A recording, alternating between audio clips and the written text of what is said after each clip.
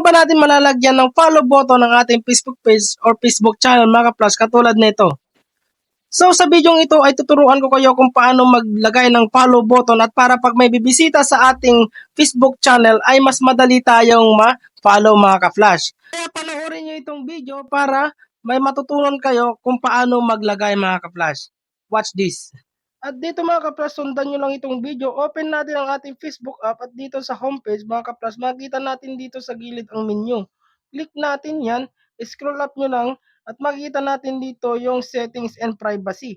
At click lang natin yan, hanapin natin ang settings, ayan, click natin yan, hanapin natin ang how people find and contact you.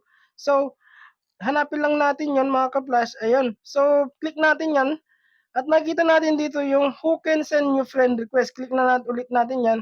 Dapat dito ay naka friends of friends mga ka-flash. Kapag hindi naka friends of friends, click nyo yung friends of friends at isave nyo. So, back ulit natin at pupunta tayo dito sa followers, public and public content. Click natin yan mga ka-flash at hanapin natin dito yung who can follow me. So, click natin ulit dyan. Dapat dito ay naka-public mga ka-flash. So, ito naka-public na. Save lang natin at back tayo ulit at punta tayo sa profile para tingnan natin kung na-set up na ba ang ating follow button. So, click lang natin yung profile natin at dito, may makikita kayo dito na 3 dots mga ka-flash. Click lang ulit natin yan. Hanapin natin dito yung view as. So, click natin yung view as na yan mga ka-flash.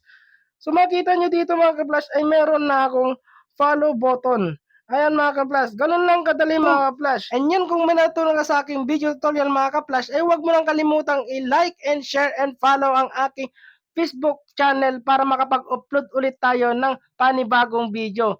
Panibagong video tutorial mga ka-flash. Kung may katanungan kayo, i-comment lang sa baba sa comment section para mabigyan natin ng kasagutan. Gagawan natin ng video tutorial.